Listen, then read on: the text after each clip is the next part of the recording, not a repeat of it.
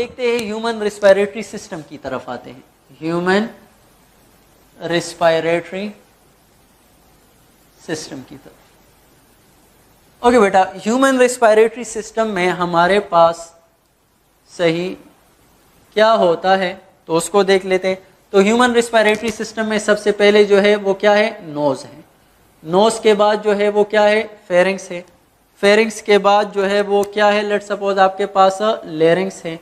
और लेरिंग्स के बाद जो है वो क्या है, वो ट्रेकिया है। और ट्रेकिया के बाद हमारे पास क्या है, यहाँ पे पेराब्रांकाई है। ब्रांकाई के बाद जो है ब्रांकियोल्स है। और ब्रांकियोल के एंड्स पर एल्वेलाई है या एयरसेक्स है। और ये किस्म के अंदर इनक्लोज है, लंग्स। सही है। तो मीन्स इनमें हमारे पास कौन कौन सी चीज़ें हैं, नोज। सही। नोज के बाद जो है वो कौन सा है, नोज के बाद हमारे पास फेरिंग्स। तो इससे आपको इसका क्या ये सीक्वेंस बता रहा हूँ। फिर फेरिंग्स के बाद क्या है, लेरिंग्स। फिर लेरिनिक्स के बाद हम नोज, फेरिंग्स, लेरिंग्स। फिर उसके बाद ट्रेकिया। और ट्रेकिया के बाद हमारे पास क्या, ब्रांकाई। ब्रांकाई के बाद ब्रांकियोल। ब्रांकियोल के बाद हमारे पास क्या आएगा, एल्वियोलाई। क्या, एल्वियोलाई। और साथ में जो है 2 लंग्स भी आ जाएंगे। और इसी तरह यहाँ पे हमारे पास क्या है, ये है डायाफ्राम। क्या है, डायाफ्राम।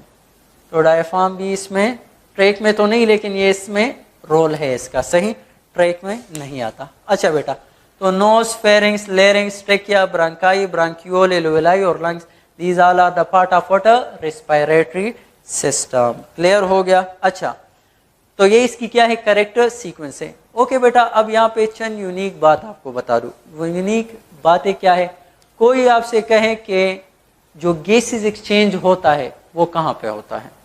गैसेस एक्सचेंज जो हमारे पास होता है कहाँ पे, नोज में। शाबाश। फेरिंग्स में, लेरिंग्स में, ट्रेकिया में, ब्रांकाई, ब्रांकियोल, एल्वियोलाई या लंग्स में। तो आपने डायरेक्टली जवाब देना है, गैसेस एक्सचेंज ओनली अकर इन एल्वियोलाई। गैसेस एक्सचेंज यहाँ पे होता है। सही है, न नोज में होता है, न फेरिंग्स, लेरिंग्स, ट्रेकिया, ब्रांकाई, ब्रांकियोल, इन सब में गैसेस एक्सचेंज नहीं होता। कहाँ पे होता है, एल्वियोलाई में होता है। स्पेसिफिकली कहाँ पे होता है, एल्वियोलाई में होता है। क्लियर हो गया। अच्छा बेटा, एक और बात आपको बता दूं, चंद यूनिक बातें रिस्पायरेटरी सिस्टम के हवाले से बताऊं आपको। और वो क्या है कि बेटा हम दिल में करीना भी रखते हैं। यहाँ पे हमारे साथ जो है करीना भी है। कौन सा करीना, करीना कपूर नहीं और ना ही वो दूसरा कैफ वगैरह जो है। तो बेटा करीना क्या है, तो ये आपको बता दूं, एक यूनिक पॉइंट है। क्या है करीना, किसे कहते हैं। तो बेटा एक लफ्ज आएगा कैरीना, जनरल है। तो आज सबसे कहना आई है बालसो वट कैरीना, यहाँ पे है करीना हमारे पास। अच्छा, इस दाढ़ी समेत इसी बातें कर रहे हो तो बता दूं बेटा कैरीना क्या है। तो कैरीना असल में आपने गलत सोचा है, ऐसा बंदा नहीं होना ही इनको जानने की कोशिश की है। कैरीना क्या है बेटा, कैरीना असल में ट्रेकिया को अगर हम देखें, ट्रेकिया, तो ट्रेकिया डिवाइड होता है। चलो इसको मैं ज़रा अलग बनाऊं। लेट सपोज ये है मेरे पास क्या, ट्रेकिया। तो ट्रेकिया जहाँ पे डिवाइड हो जाता है, सही, इनटू 2 ब्रांकाई में, 2 ब्रांचेस में। तो बेटा उस रीजन को जहाँ पे ट्रेकिया डिवाइड होता है इनटू 2 ब्रांकाई में, उसको हम कहते हैं कैरीना। क्या कहते हैं, कैरीना कहते हैं। सही। तो एक यूनिक पॉइंट आपको पता हो गया। दूसरा एक लफ्ज आएगा बेटा डेड स्पेस। Dead space. अच्छा ये क्या है, तो आप कहोगे खला में मौजूद है डेड स्पेस। नहीं बेटा, डेड स्पेस क्या है, तो जिस तरह के मैंने आपको बता दिया बेटा कि कोई आपसे कहे गैसेस एक्सचेंज कहाँ पे होता है, तो आप कहते हो एल्वियोलाई में। कहाँ पे होता है, एल्वियोलाई में होता है। अच्छा, अगर एल्वियोलाई में होता है तो बाकी किसी रीजन में, नोज से लेकर इसी तरह ब्रांकियोल, इन सब तक कहीं पे भी हमारे पास क्या नहीं होता। यहाँ पे लेट्स सपोज ये क्या है, लेरिंग्स है, फिर उसके बाद ये फेरिंग्स है, और फिर उसके बाद ये क्या है, नोज है। क्लियर, हमारे पास क्या हो गया, नोज हो गया। और यहाँ पे जो है क्या है, ब्रांकियोल है, ब्रांकाई, ब्रांकियोल लेट सपोज, और ये क्या है, एल्वियोलाई है। अच्छा बेटा, अब डिट स्पेस क्या है, तो बेटा इस नोज से लेकर यहाँ तक, इस नोज से लेकर ये जो मैं आ रहा हूँ इन सबको क्रॉस करते हुए यहाँ तक, यहाँ पे कोई गैसेस एक्सचेंज नहीं होता, तो इस रीजन को हम कहते हैं क्या बेटा, इस रीजन को हम कहते हैं डेड स्पेस। क्या कहते हैं, डेड स्पेस कहते हैं। क्लियर हो गया, तो डेड स्पेस, तो ये डेड स्पेस क्यों आपको बता दिया, पॉइंट पर मोहर लगाने के लिए, इस पॉइंट पर मोहर के आपके जहन में बैठ जाए। Gases exchange only occur in alveoli, or the rest of the portion where gases exchange not occur is called what, dead space। तो कैरिना और डेड स्पेस की आपको समझ आ गई, तो आगे चलते हैं, फिर बात शुरू करते हैं किसके ऊपर, रेस्पिरेटरी सिस्टम के ऊपर। ओके बेटा, रेस्पिरेटरी सिस्टम में हम सबसे पहले जो है वो बात करेंगे नोज के ऊपर। तो नोज, ओके बेटा, जब भी आ जाए नोज, तो नोज के बारे में आपको पता होना चाहिए सबसे पहले।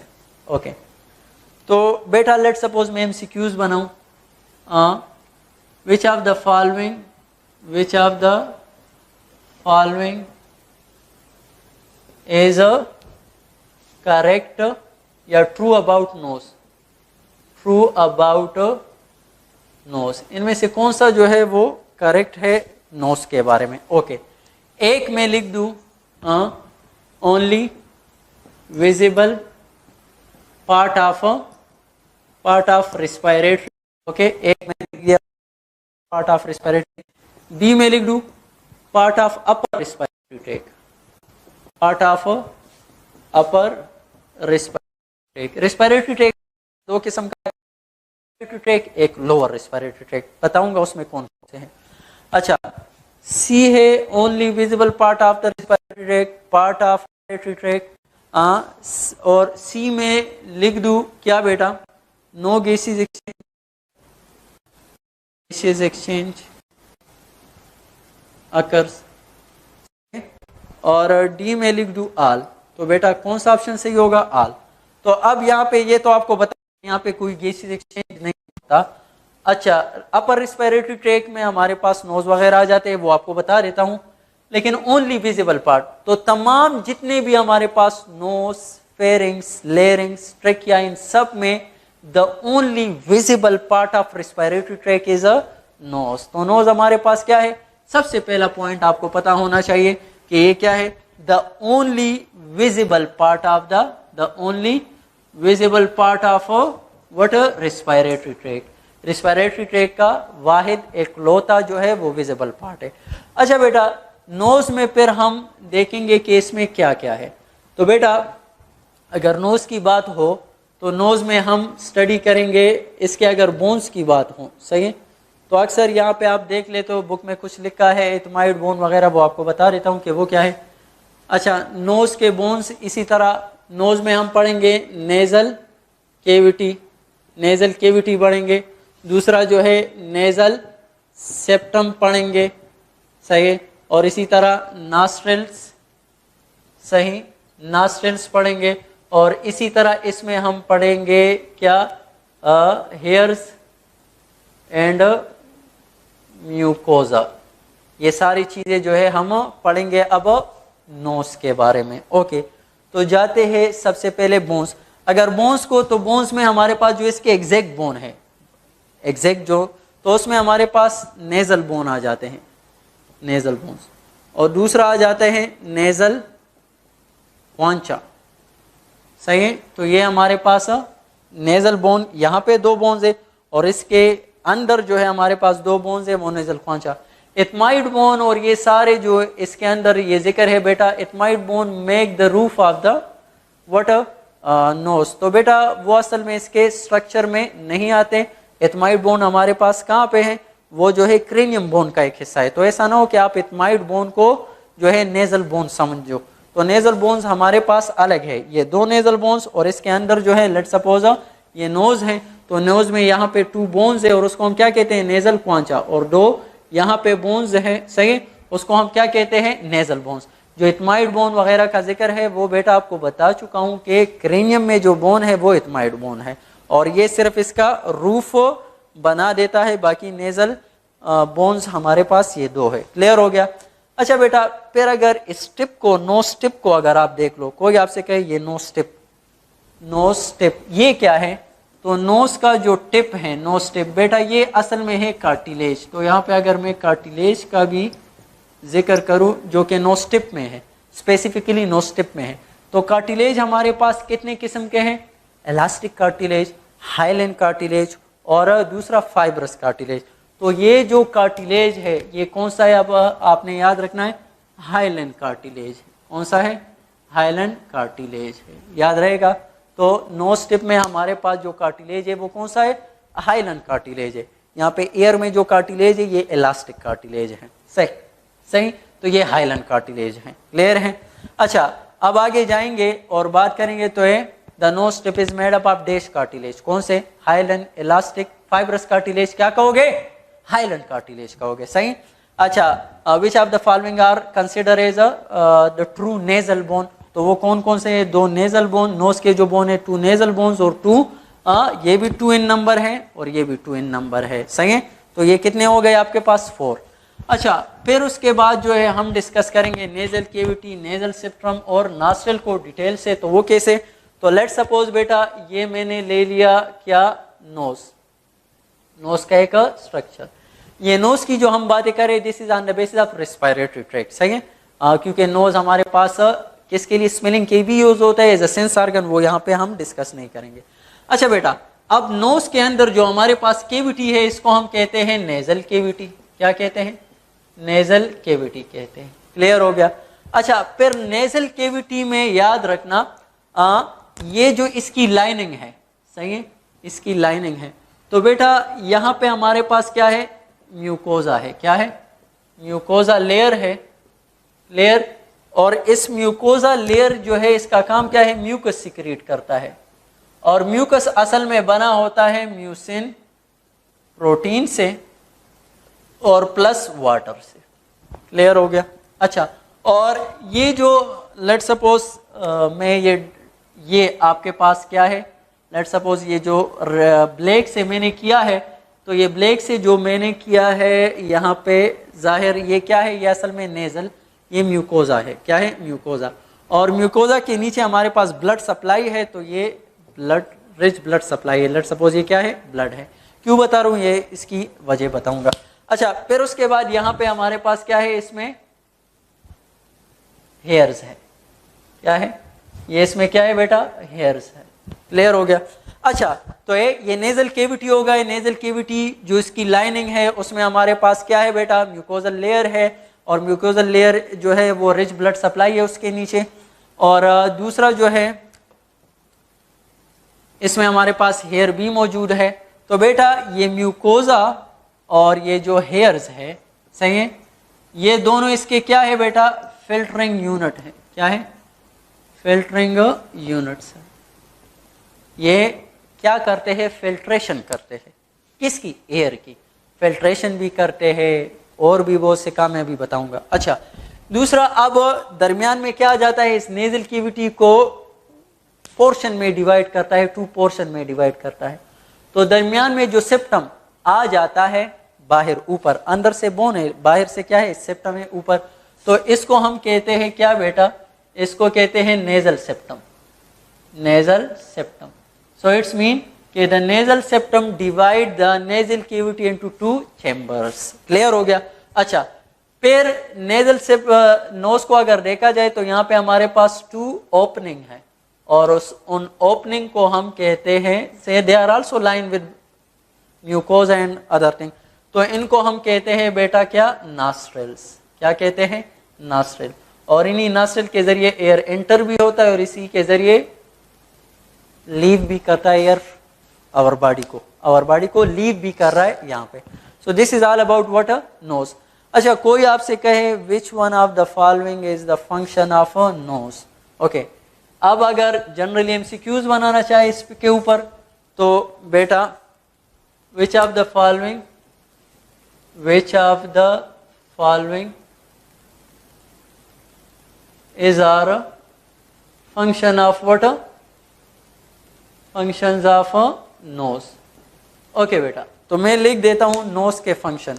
लेट सपोज ए, मैं लिखूं क्या, वार्मिंग एयर, एयर को वार्म कर रहा है। दूसरा मैं करता हूं क्या, make air dust free, dust free करता है। अच्छा, सी में लिख दूं मेक एयर जर्म फ्री, सही है। और डी में लिख दूं मॉइस्ट द एयर। और लेट सपोज ई भी लिख दूं ऑल। तो बेटा ये जो मैंने लिख दिया ये सारे these all are the function of what, nose. अब कैसे वार्मिंग ऑफ एयर क्यों करता है, कैसे करता है, तो एक पहली वजह बता रहा हूं क्यों कर रहा है और कैसे कर रहा है। तो क्यों कर रहा है, क्योंकि जो एयर जितना वार्म होगा, सही है, तो वो क्या करता है, उसकी डिफ्यूजन भी अच्छी होगी। दूसरी उसके लिए आपको बता दूं कि ड्राई जो हमारे पास कोल्ड एयर होता है, it may damage our what, our respiratory, मतलब एल्वेलाई वगैरह को। और दूसरा बस वार्म एयर का एक फायदा आपको जनरली बताओ कि डिफ्यूजन में आसानी होगी, जितना आपके पास एयर वार्म होगा उसकी डिफ्यूजन इजीली होगी। क्लियर हो गया।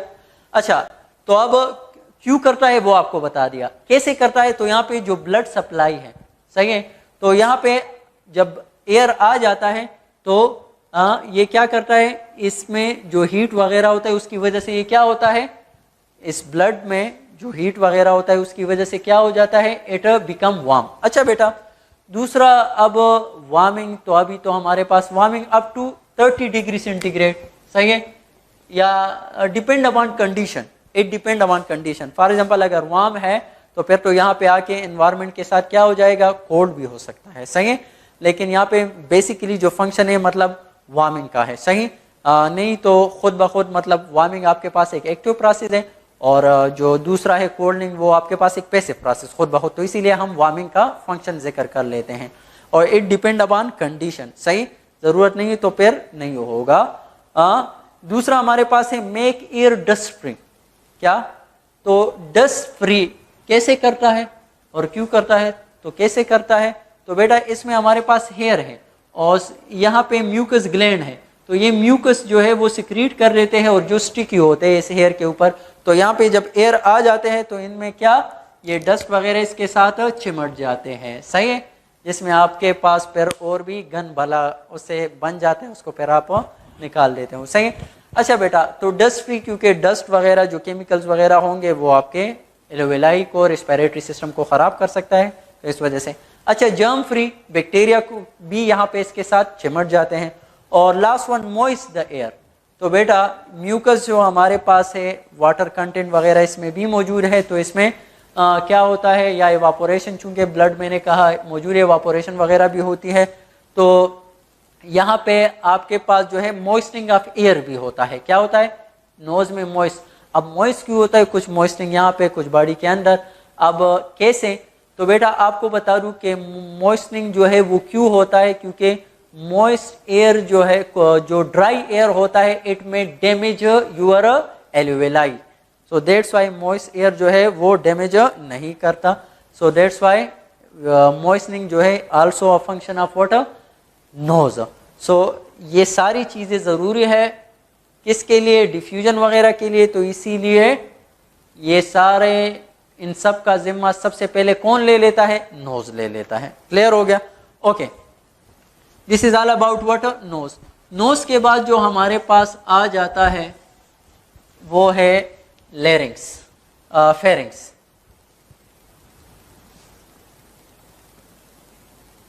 ओके बेटा, फेरिंग्स। तो नोज के बाद हमारे पास फेरिंग्स आ जाता है। तो फेरिंग्स के बारे अगर एमसीक्यूज में लिखूं कि which one of the following, which of the following is a part of both respiratory system and digestive system। ए में लिख दूं फेरिंग्स, बी में लिख दूं लेरिंग्स, सी में लिख दूं ट्रेकिया, और डी में लिख दूं बोथ ए एंड डी। अच्छा बेटा, तो याद रखना फेरिंग्स ये हमारे पास क्या है, it is dual function, function इसका दो है। It also a part of what, respiratory system and also a part of digestive system. Means pharynx is a collective pathway for both food and air. Food और air दोनों के लिए एक ही रास्ता है, कौन, फेरिंग्स हमारे पास। क्लियर हो गया। तो pharynx is a collective pathway for both what, food and air. ये भी हमारे पास किस में आता है, अपर रेस्पिरेटरी ट्रैक में आता है। अपर रेस्पिरेटरी ट्रैक है और क्या है, कलेक्टिव पाथवे है, कलेक्टिव पाथवे है किसके लिए, for both digestive system and respiratory system. तो रेस्पिरेटरी सिस्टम और डाइजेस्टिव सिस्टम दोनों के लिए कलेक्टिव पाथवे है। सही है। मीन डाइजेस्टिव सिस्टम में यहाँ पे फूड गुजरेगा और रेस्पिरेटरी सिस्टम में यहाँ पे, अच्छा it is a tube, short tube है। अच्छा फिर उसके बाद फेरिंग्स को अगर देखा जाए तो फेरिंग्स में किससे कुछ और भी हो जाते हैं, और वो क्या है, फेरिंग्स में हम अगर देख ले तो इसकी 3 कनेक्शन है। एक को हम कहते हैं ओरोफेरिंग्स, दूसरे को हम कहते हैं नेजोफेरिंग्स, और तीसरे को हम कहते हैं या लेरिंगियोफेरिंग्स। तो ये ओरोफेरिंग्स सही, और नेजोफेरिंग्स और लेरिंगियोफेरिंग्स। ये क्या है, ओरोफेरिंग्स, नेजोफेरिंग्स और लेरिंगियोफेरिंग्स। अच्छा बेटा याद रखना, the connection of mouth with pharynx is called what, oropharynx. तो यहां पे माउथ और किसका कनेक्शन है, माउथ और फेरिंग्स का कनेक्शन है। क्लियर। तो माउथ और फेरिंग्स के कनेक्शन को क्या कहते हैं, ओरोफेरिंग्स कहते हैं। While connection of nose and pharynx, nose and pharynx को हम क्या कहते हैं, वो नेजोफेरिंग्स। और the connection of what, larynx and pharynx. तो लेरिंग्स और फेरिंग्स के कनेक्शन को हम क्या कहते हैं, लेरिंग फेरिंग कहते हैं। मतलब नोज का एक कनेक्शन माउथ के साथ भी है जिसको ओरोफेरिंग्स कहते हैं, एक कनेक्शन किसके साथ है, नोज के साथ है जिसको नेजोफेरिंग्स कहते हैं, और एक लेरिंग्स के साथ है जिसको हम लेरिंगियोफेरिंग्स कहते हैं। अच्छा अब इन तीनों में ज्यादा जो है इंपॉर्टेंट कौन सा है, तो बेटा मेडिकल पॉइंट ऑफ व्यू से ये बहुत ज्यादा इंपॉर्टेंट है। ज्यादा इंपॉर्टेंट, सारे इंपॉर्टेंट है, लेकिन मेडिकल पॉइंट ऑफ व्यू से हमारे पास ये थोड़ा ज्यादा इंपॉर्टेंट है। क्यों, तो बेटा अक्सर आप देख लेते हो एक आदमी जो है वो चला जाता है। क्लियर। अच्छा कोमा में जब चला गया तो उसकी जो है माउथ बंद है, सही है। अब उसको हम खुराक पानी वगैरह नहीं दे सकते, वो बेचारा, इसको हम इन्फ्यूजन पर लगा लेते हैं। क्लियर हो गया। तो अब अल्लाह ने उसके लिए भी हल निकाला है। वो क्या है बेटा, कि आपका कनेक्शन मौजूद है नोज और फेरिंग्स के दरमियान, और उसको हम क्या कह रहे हैं, नेजोफेरिंग।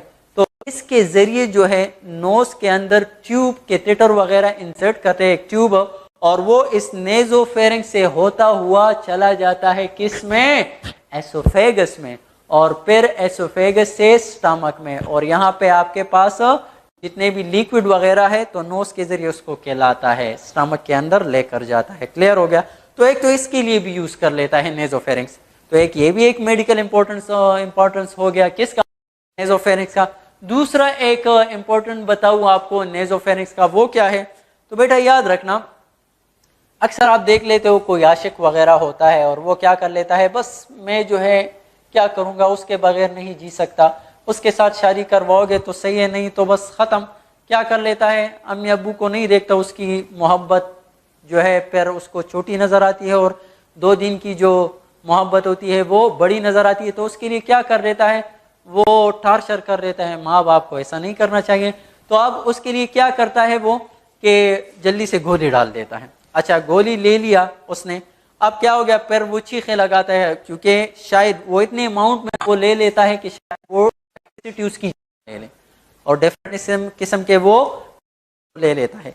अब मेडिसिन वगैरह उन्होंने ले लिए, क्या हो गया, और उसी वक्त उस पर जो है उसका एक्शन स्टार्ट हो जाता है, मुंह से जो है पानी वगैरह भी आने लगता है। अस्पताल ले गए, अब ये कह रहे कि मैंने गलती, वापस निकाल लो, इस बेहोश पड़ा हुआ है।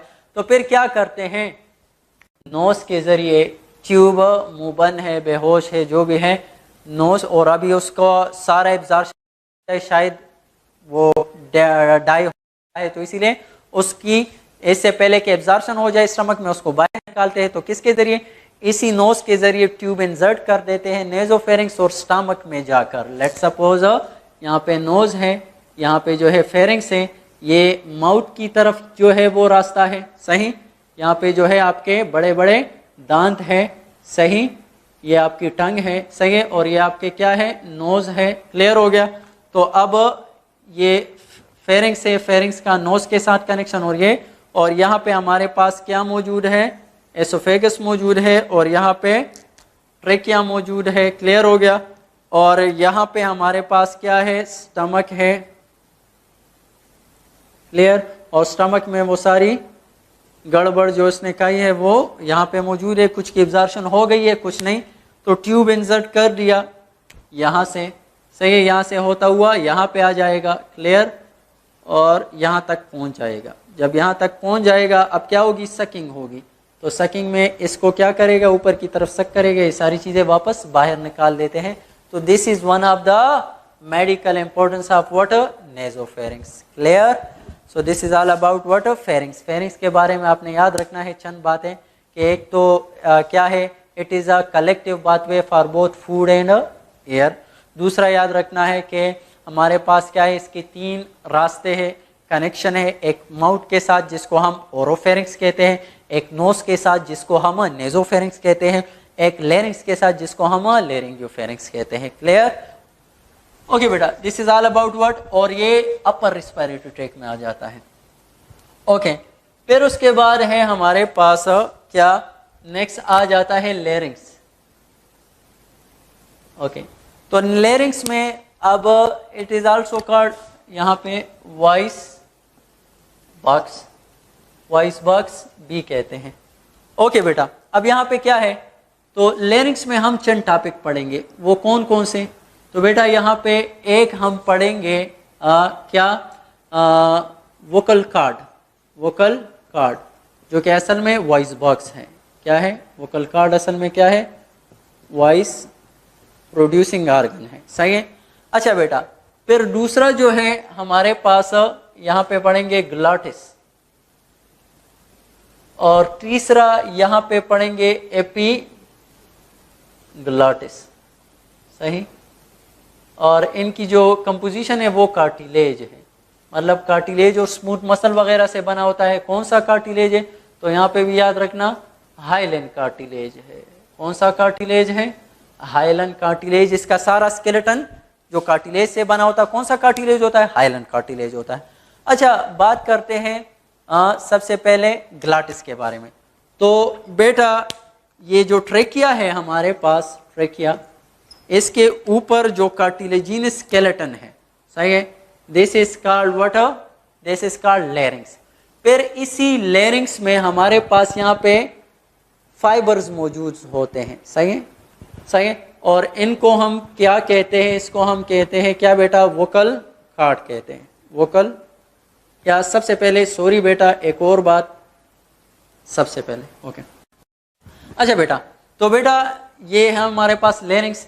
लेरिंक्स की जो केविटी है, इस केविटी को हम क्या कहते हैं, ग्लॉटिस कहते हैं। क्या कहते हैं, the cavity inside the larynx is called what, glottis. तो ये केविटी ऑफ लेरिंक्स है। Okay, cavity of larynx is called what, glottis.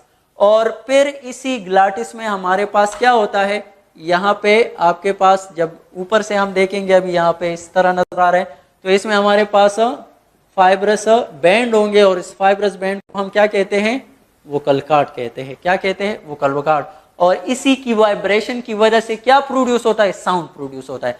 अच्छा, अब वोकल कार्ड याद रखना, यह हमारे पास या तो थिक होगा या जो है थिन होगा। तो बेटा जब थिक होगा तो it will produce low pitch sound. ये क्या प्रोड्यूस करेगा? लो पिच साउंड जो है ये प्रोड्यूस करेगा। और जितना थिन होगा तो वो दिमाग को खाने वाली ये हाई पिच साउंड जो है वो प्रोड्यूस करता है, हाई पिच साउंड प्रोड्यूस करता है। ये थिन किस में होता है? चिल्ड्रंस में होता है, सही है।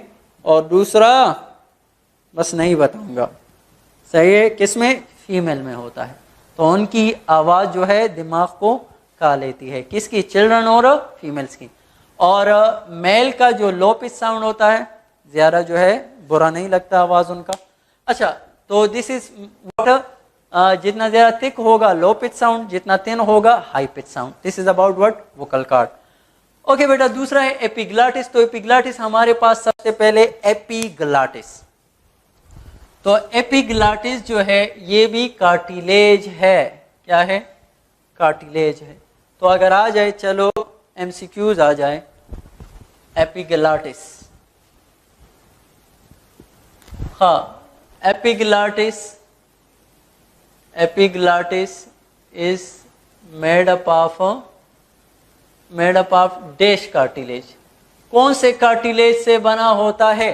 तो ए में कह दूं हाइलैंड कार्टिलेज, बी में लिख दूं इलास्टिक कार्टिलेज, और सी में लिख दूं, शाबाश हरियप, फाइब्रस कार्टिलेज, और डी में लिख दूं, कोई कहता है न मड़ा बस है, किसी से भी नहीं, कार्टिलेज है ही नहीं। तो है तो कार्टिलेज, तो मतलब ये ऑप्शन खत्म हो गया, या मैं बोथ बी एंड सी या ऑल वगैरह लिखूं।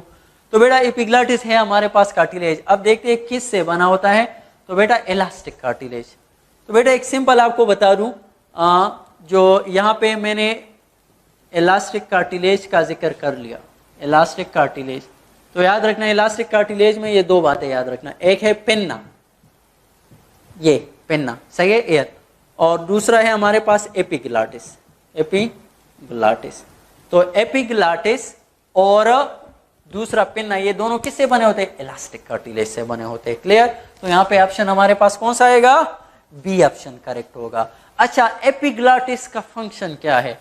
तो बेटा याद रखना एपिग्लाटिस जो है ये क्या करता है? तो बेटा एपिग्लाटिस असल में करता क्या है? एपिग्लाटिस को एपिग्लाटिस है कार्टिलेज, एपिग्लाटिस क्यों कहते हैं? एपिग्लाटिस। तो बेटा जब भी आ जाए एपी मीन एबोव और ग्लाटिस मीन बता दिया केविटी ऑफ लेरिंग्स। तो ये केविटी ऑफ लेरिंग्स के वो होता है, इस वजह से इसको हम क्या कहते हैं? एपिग्लाटिस कहते हैं। अच्छा ओके, अब इसके फंक्शन क्या है एपिग्लाटिस के? तो एपिग्लाटिस के फंक्शन की तरफ अगर आ जाए, फंक्शंस ऑफ एपिग्लाटिस।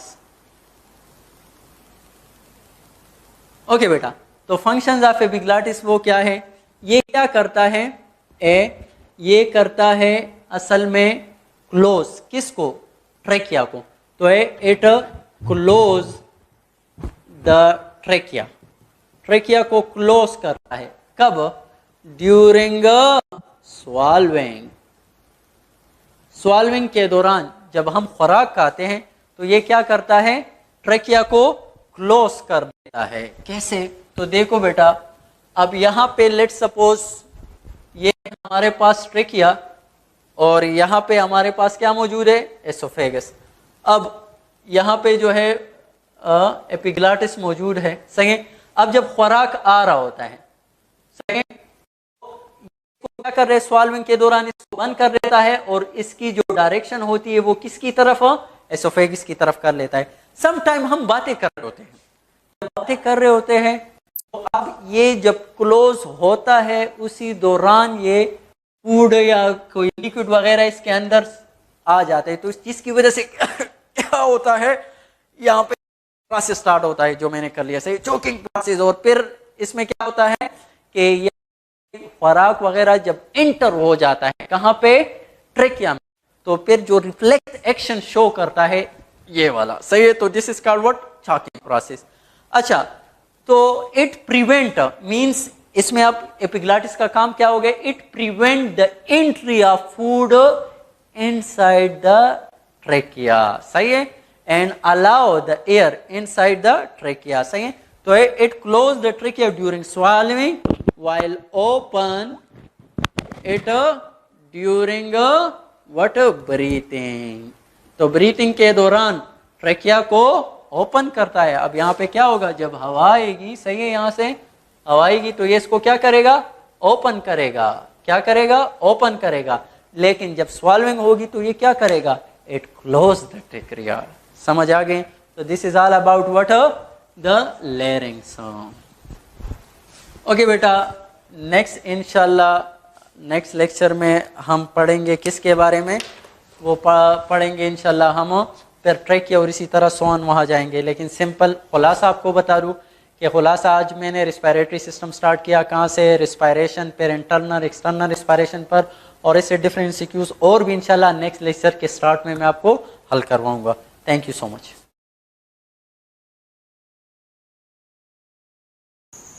अस्सलाम वालेकुम dear student. Today we are going to start lecture number 20th. अच्छा बेटा, लास्ट लेक्चर में हमने सेकंड ईयर का जो फर्स्ट चैप्टर है रिस्पायरेशन स्टार्ट किया था, और उसमें पढ़ा था हमने नोस के बारे में, फिर उसके बाद जो है फेरिंग्स और लेरिंग्स के बारे में. अच्छा बेटा, before going to start trachea I will discuss something with you.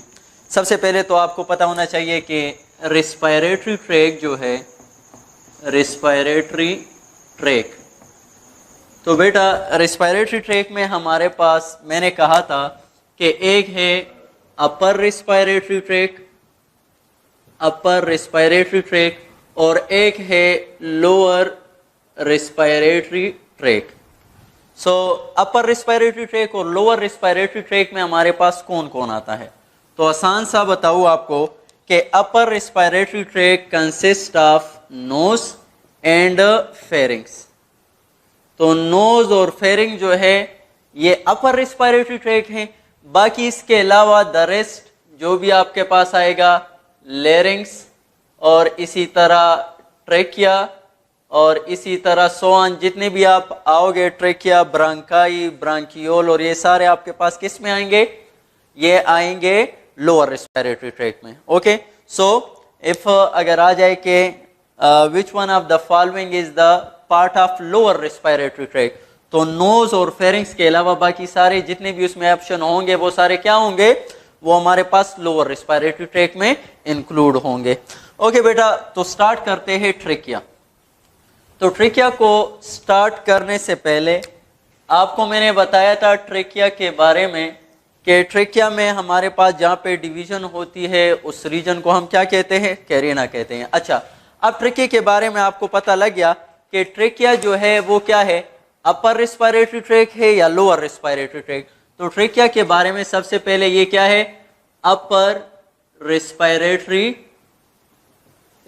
Part of, ये क्या है, part of upper respiratory track. तो अपर रिस्पायरेटरी ट्रैक का मेन पार्ट है हमारे पास ट्रेकिया. ओके, ट्रेकिया के बारे में फिर उसका ये कहाँ पे मौजूद है.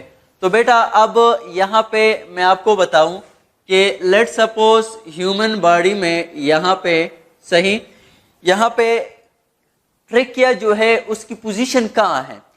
कोई कहे कि सामने जो नजर आ रहा है दिस इज ट्रेकिया, या इसके बिहाइंड जो है वो है, या बिल्कुल पीछे क्या है. तो बेटा यहाँ पे हमारे पास 3 डिफरेंट थिंग आ जाते हैं. एक जो रेड से बना रहा हूँ, सही है, दूसरा लेट सपोज ब्लू से, और इसी तरह इसके पीछे जो है यहाँ पे ब्लैक से. तो अब बिल्कुल ये सामने वाला जो है this is what, this is trachea, ये हमारे पास है ट्रेकिया. सही है, तो बिल्कुल अगर कोई आपसे कहे trachea is present in front of या on the ventral side of oesophagus, oesophagus के वेंट्रल साइड पर हमारे पास मौजूद है. और ये जो ब्लू से मैंने बनाया है दिस इज व्हाट, एसोफेगस. तो अब एसोफेगस की अगर आ जाए कि oesophagus is present in, let suppose oesophagus का लोकेशन आ जाए, एसोफेगस इज प्रेजेंट, ओके, और यहां पे आ जाए A on ventral side of on ventral side of, ventral mean सामने या in front of, side of trachea, trachea के सामने, सही। बी में कहूं between trachea and vertebral column, vertebral column. और इसी तरह सी में लिख दूं behind the what, behind the trachea. और डी में लिख दूं बोथ बी एंड सी। तो कौन सा होगा? On ventral side of trachea, तो ये तो गलत है, सही है, क्योंकि ये बिहाइंड मौजूद है। अच्छा, अगर बिहाइंड मौजूद है तो दूसरा ये भी हमारे पास बी को अगर देखें तो वो भी सही है कि between trachea and vertebral column, trachea और वर्टिब्रल कॉलम के दरमियान में मौजूद है। तो इसीलिए ऑप्शन हमारे पास कौन सा सही होगा? डी ऑप्शन सही होगा, सही है। तो इसके लोकेशन, और ये हमारे पास ये ब्लैक जो है ये क्या है? वर्टिब्रल कॉलम है। डन। तो आपको लोकेशन का पता होना चाहिए कि सामने वाला, और सामने वाले कैसे पता लेंगे? तो ये सामने जो है ये क्या है? कार्टिलेज, और दूसरा जो है वो फील होता है, और ये एसोफेगस जो है ये मस्कुलर स्ट्रक्चर है, और बाकी पीछे जो है वर्टिब्रल कॉलम वो तो बोनी स्ट्रक्चर है। डन। तो this is about the position of what? Trachea. Okay, तो trachea is present in front of on और on the ventral side of the oesophagus. Okay, दूसरा फिर इसके अगर साइज वगैरह के बारे में बात करें तो बेटा it is about 10 to 12 centimetre long. Trachea जो है 10 to 12 सेंटीमीटर क्या है? लॉन्ग है, और अबाउट 2 सेंटीमीटर जो है ये वाइड है। इसकी विड्थ जो है वो क्या है? About 2 centimetre. तीसरा इसके बारे में आपने याद रखना है कि इसमें अबाउट 16 to 20 सी शेप, या सी शेप के बजाय मैं हार्स शू शेप वो भी लिख सकता हूं, या इनकम्प्लीट रिंग, ये सारा लिख सकता हूं। तो ये सी शेप या हार शू शेप या इनकम्प्लीट रिंग जो है वो क्या है? कार्टिलेज मौजूद है। ओके, तो इसमें जो कार्टिलेज है उसको हम C shape, horseshoe shape या इनकम्प्लीट रिंग भी कहते हैं। और कितने होते हैं? Normally 16 to 20 C shape cartilage मौजूद होते हैं। अच्छा बेटा, इसमें जो कार्टिलेज है तो बताया था मैंने कि कार्टिलेज के हमारे पास 3 किस्में हैं। एक है कौन सा? इलास्टिक कार्टिलेज, दूसरा है कौन सा? हाइलिन कार्टिलेज, और तीसरा है फाइब्रो कार्टिलेज। तो कोई आपसे कहे कि यहाँ पे जो कार्टिलेज है ये कौन सा मौजूद है, तो बेटा रेस्पिरेटरी ट्रैक में आपको बताऊंगा कि रेस्पिरेटरी ट्रैक में हमारे पास जो कार्टिलेज है, एक है एपिग्लाटिस, एपिग्लाटिस जो वेल नोन है, सही। दूसरा जो है एपिग्लाटिस भी, दूसरा जो लेरिंग्स है उसमें भी उसका स्केलेटन जो है वो किससे? कार्टिलेज से बना हुआ है। इसी तरह जो है ट्रेकिया में भी हमारे पास क्या है? कार्टिलेज है। और इसी तरह ब्रांकियोल्स में भी, हमारे ब्रांकाई में भी हमारे पास क्या है? कार्टिलेज है। तो याद रखना, एपिग्लाटिस में जो कार्टिलेज है वो कौन सा है? इलास्टिक कार्टिलेज है, सही है। और इन तीनों में जो कार्टिलेज है वो कौन सा है? हाइलिन कार्टिलेज है। तो आसान सा आपको पता होना चाहिए कि लैरिंग्स में, ट्रेकिया में और ब्रांकाई, इन तीनों में जो कार्टिलेज हमारे पास मौजूद होगा वो कौन सा है?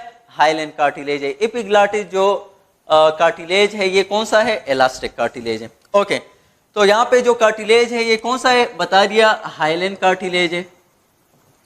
ओके, दूसरी बात, फिर ट्रेकिया को अगर देखा जाए सही तो इसमें ये जो सी शेप स्ट्रक्चर है इसका काम क्या है? तो बेटा इस सी शेप जो हमारे पास इसमें रिंग्स है, it prevent it from collapsing, बंद होने से इसको जो है बचाता, क्योंकि एयर नहीं होता वहां पे, तो इसलिए it prevent it from collapsing. This is all about what? Trachea. Okay बेटा, ट्रेकिया को थोड़ा सा और भी एक्सप्लेन करूं कि let suppose this is what? Trachea. तो the lining of the trachea, lining of the trachea जो है यहाँ पे हमारे पास क्या होते हैं? सीलिया भी होते हैं। There is mucus and also what? Cilia. और इन म्यूकस और सीलिया का काम क्या है? ये हमारे पास क्या है? सीलिया है, और इसी तरह यहाँ पे म्यूकस वगैरह भी मौजूद होते हैं। अच्छा, इन म्यूकस और सीलिया का काम क्या है? तो बेटा इनका काम क्या है? Filtering the air. तो यहाँ पे भी अगर नोज से कुछ जो है बच जाए, डस्ट वगैरह और इसी तरह जो है जम वगैरह वो बच जाए, तो उसकी फर्दर जो है फिल्ट्रेशन कहाँ पे होगी, ट्रेकिया में भी हो सकती है। सही है, तो फिल्ट्रेशन ऑफ या फिल्टरिंग द एयर। दूसरा मॉइस्ट द एयर, आल्सो जो है म्यूकस का बताया था कि यहाँ पे ट्रेकिया क्या करता है, मॉइस्ट द एयर, एयर की मॉइस्टनिंग भी करता है। Clear? Okay, this is all about what trachea and it's different aspects. Now trachea जब डिवाइड हो जाता है, सही है, तो जहां पे ये डिवाइड होता है उस रीजन को हम कहते हैं खेरेना।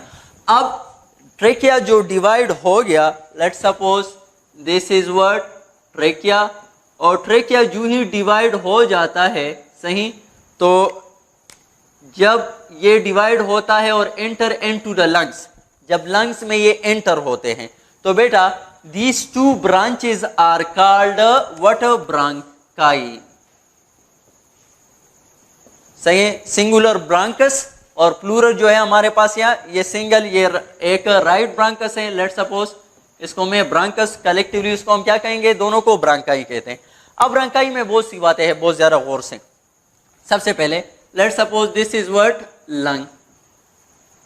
क्लियर? ओके, अब यहां पे अगर देखा जाए तो ये हमारे पास जो लंग है, मैंने आपको बताया था कि जब भी ऑर्गेनिज्म आएगा तो ऑर्गेनिज्म में याद रखना, आपका जो राइट और लेफ्ट कैसे पहचानोगे, तो आपका जो राइट होगा वो लेफ्ट तस्वर होगा। ये हमारे पास क्या है, लेफ्ट लंग है, और ये हमारे पास क्या है, राइट लंग है। उलट होगा, ये राइट हो गया और ये क्या हो गया, लेफ्ट। लेकिन स्ट्रक्चर में ऐसी कोई बात नहीं होगी, जो आपका राइट होगा वो राइट कंसिडर होगा, जो आपका लेफ्ट साइड होगा वो लेफ्ट कंसिडर होगा। तो अब यहाँ पे ये राइट लंग है और ये लेफ्ट लंग है। तो अब लंग्स के बारे में अभी बातें नहीं करनी, सबसे पहले मैंने ब्रांकस को डिस्कस करना है। तो यहाँ पे अगर देखा जाए जो लेफ्ट लंग है, सही है, तो यहाँ पे इसको मैं थोड़ा नैरो कर दूंगा और इसको वो वाइट कर दूंगा। अच्छा, तो ये हमारे पास ये जो हो गया राइट ब्रांकस, और ये जो है ये लेफ्ट ब्रांकस। ओके, जब ट्रेकिया डिवाइड हो जाता है तो सबसे पहले जो ही ट्रेकिया डिवाइड होता है तो इनसे जो दो ब्रांच बन गए, मैंने कहा उसको हमने क्या कहा, ब्रांकाई कहा। सही है। अब ये जो डिवाइड हो गया तो बेटा इन ब्रांकाई को हम कहते हैं स्टेम ब्रांकाई। ये जो सबसे पहले डिवीजन में आ गया तो इसको हम क्या कहते हैं, आल्सो कॉल्ड स्टेम ब्रांकाई। सही, या इसको हम कहते हैं आल्सो कॉल्ड प्राइमरी ब्रांकाई। बहुत ही तवज्जो से, क्योंकि यहाँ पे चंद एमसीक्यूज आएंगे तो उसको हम डिस्कस करेंगे। ओके बेटा, तो अब ये जो राइट और लेफ्ट ब्रांकस है, एक है राइट ब्रांकस और एक है लेफ्ट ब्रांकस। अब इन दोनों में फर्क क्या है, तो इन दोनों में फर्क आपको बता दूं बेटा कि राइट ब्रांकस जो है इसकी डायमीटर ज्यादा है, ये जो है थोड़ा वाइड है as compare to left bronchus, और ये क्या है, नैरो है as compare to right bronchus. Means larger diameter, इसका लार्जर डायमीटर। तो लार्जर डायमीटर किससे लार्जर, मींस लेफ्ट ब्रांकस है, और इसका डायमीटर जो है स्मॉलर डायमीटर। तो smaller diameter as compare to what, right bronchus. तो यहाँ पे आप देख सकते हो ये थोड़ा नैरो और ये क्या है, वाइड है। तो ये बात हो रही है किसकी, जनरली ब्रांकाई के बारे में। अब मैंने कहा कि ये जो फर्स्ट ब्रांचेस आपके पास ट्रेकिया से बनते हैं, these are called stem bronchi या प्राइमरी ब्रांकाई। फिर उसके बाद यहाँ पे जो है हमारे पास फर्दर और ब्रांचेस बन जाते हैं और उनको हम कहते हैं क्या, इसको हम कहते हैं सेकेंडरी ब्रांकाई। क्या कहते हैं, सेकेंडरी ब्रांकाई। तो अब ये जो बन गए, these are called what, secondary bronchi. अच्छा, सेकेंडरी ब्रांकाई में फिर एक किस्सा है, और वो किस्सा क्या है कि सेकेंडरी ब्रांकाई जो है वो हमारे पास जो राइट लंग होता है उनमें कितने होते हैं, 1, 2 and 3। ये बात आपने बहुत ज्यादा इंपॉर्टेंट है कि सेकेंडरी जो ब्रांकाई है, these are 3 in number, and which and right lung. While in left bronchi there are how many secondary bronchi? तो बेटा याद रखना there are 2 secondary bronchi. यहाँ पे हमारे पास जो ब्रांकाई होते हैं सेकेंडरी ब्रांकाई वो कितने होते हैं? 2 होते हैं। और इसी तरह फिर ये फर्दर डिवाइड हो जाते हैं, जो डिवीजन इसकी है फिर इनको हम क्या कहते हैं? इसको हम टर्शरी ब्रांकाई कहते हैं। क्या कहते हैं? Tertiary bronchi. एंड फर्दर तो ये हमारे पास फर्दर टर्शरी ब्रांकाई हो। क्लियर हो गया? ये है टर्शरी। अच्छा, अब ये प्राइमरी ब्रांकाई, सेकेंडरी ब्रांकाई और टर्शरी ब्रांकाई ये मैंने किया बुक में, इसके हवाले से कुछ खास डिस्कस नहीं किया गया, लेकिन इसके लिए एक एमसीक्यूज है और वो आपको बता दो बेटा कि एमसीक्यूज आपको यहाँ पे आपके एक्सरसाइज में भी है, सही है, वो अल्फाज नहीं लेकिन उससे रिलेटेड मैं आपको बता दूं कि कार्टिलेजिनस प्लेट, कार्टिलेजिनस प्लेट की बात हो रही है, इज प्रेजेंट एंड डैश। कुछ इस तरह का एमसीक्यूज है। ए में ऑप्शन दूं क्या कि ट्रेकिया में, सही। बी में ऑप्शन दूं प्रॉक्सिमल हमारे पास ब्रांकाई, प्रॉक्सिमल ब्रांकाई, और इसी तरह कुछ ऑप्शन है। और सी हमारे पास है प्रॉक्सिमल ब्रांकाई, और सी हमारे पास है डिस्टल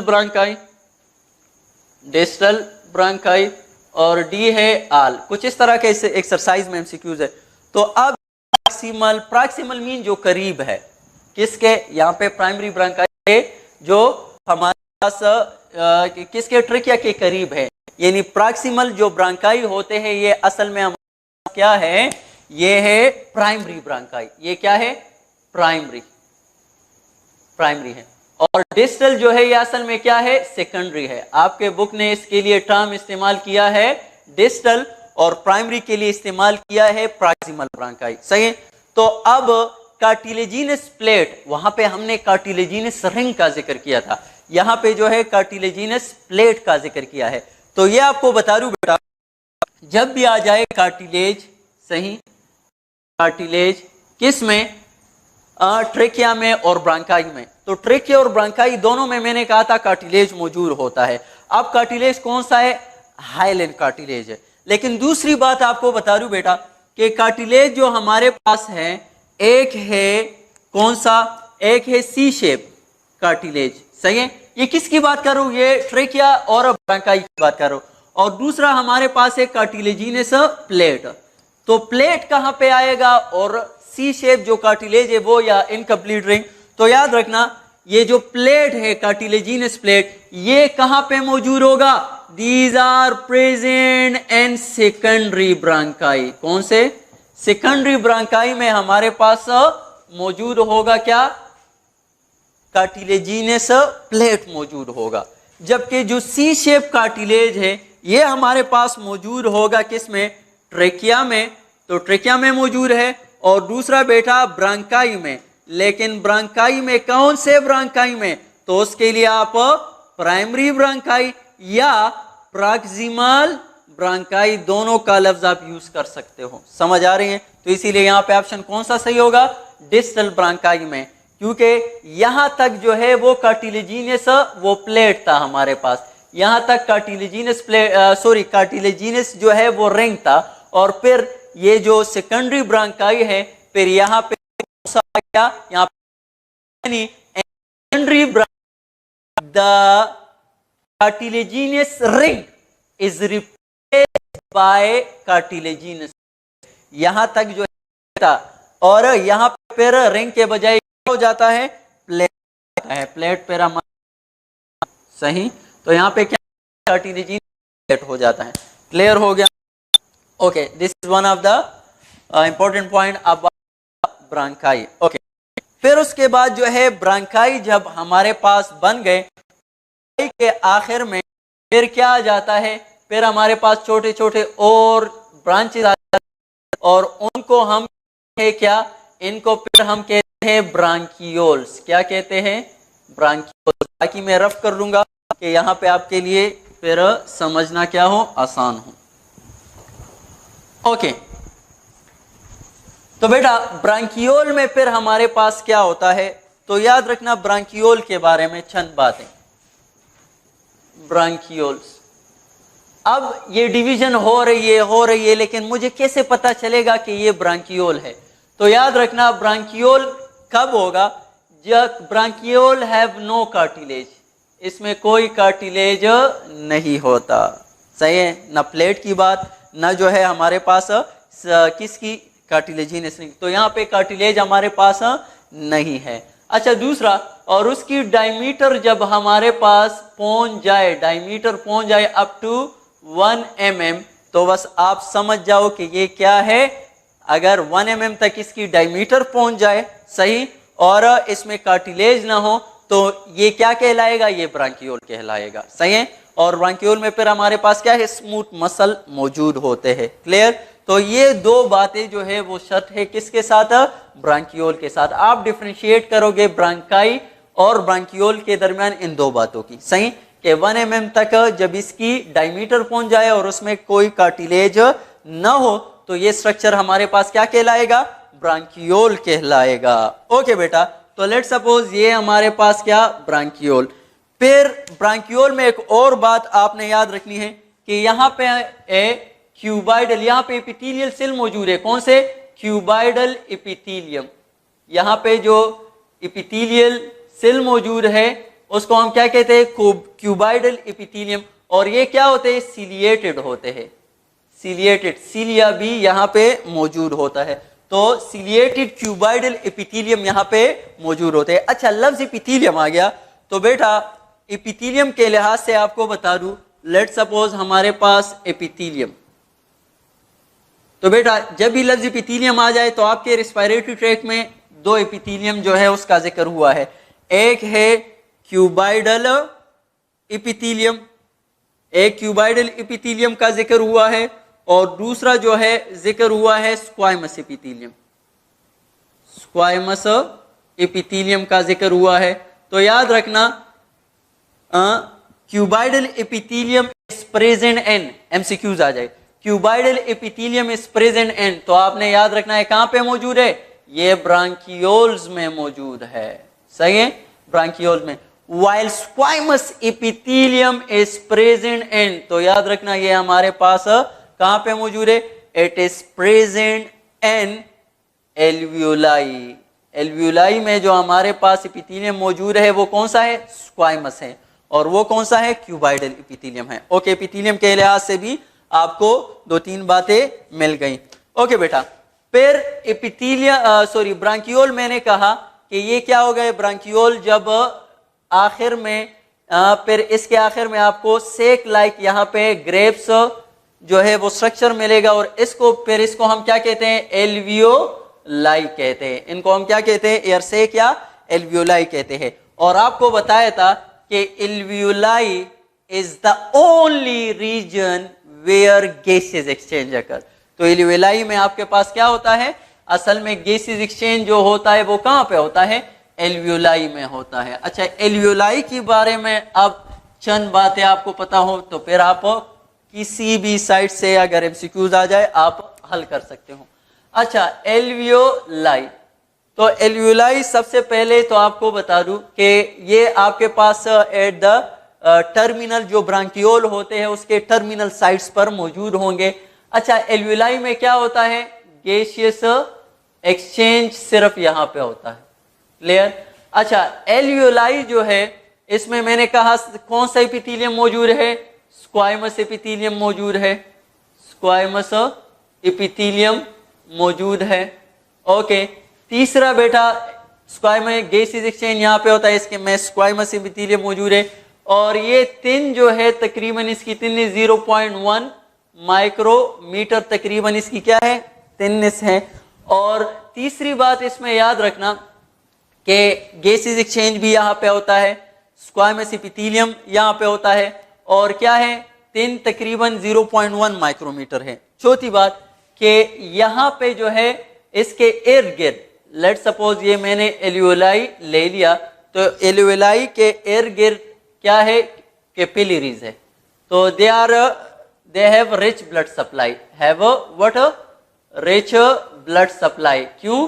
क्योंकि मैंने कहा था आपसे कि गैस एक्सचेंज के लिए चंद चीजें जरूरी है कि इनकी जो है जितना ज्यादा थिन होगा तो उसमें गैस एक्सचेंज ज्यादा होगा, तो थिन तो है। और दूसरा जो है ब्लड सप्लाई जितना ज्यादा होगा तो तब भी क्या होगा, गैस एक्सचेंज ज्यादा होगा। तीसरी बात बताई थी आपको कि ये क्या हो, परमिएबल हो, तो हाँ परमिएबल भी है। और चौथी बात बताई थी कि they have large surface area. तो लार्ज सरफेस एरिया के बारे में बताऊं, तकरीबन दोनों लंग्स में हमारे पास 700 मिलियन एल्वियोलाई है। Alveoli 700 million alveolis are present in both lung. दोनों लंग्स में तकरीबन हमारे पास कितने, 700 मिलियन एल्वियोलाई है। तो ईच लंग में अबाउट 350 हमारे पास एल्वियोलाई हो सकते हैं। तो it provide a large surface area, 70 to 90 meter तकरीबन हो जाता है। तो provide large surface area, rich blood supply and thin surface, these all are the characteristics which are needed for what, gas exchange. और वो किस में मौजूद है, एल्वियोलाई में पाया जाता है। ओके, फिर एल्वियोलाई जो है हमारे पास गैस एक्सचेंज में मेन रोल प्ले करते हैं, सही है। और एल्वियोलाई हमारे पास जो है अप टू मिलियंस है। ये सारी बातें तो हो गई। नेक्स्ट बात हम करेंगे किसके ऊपर, लंग्स के ऊपर। ओके बेटा।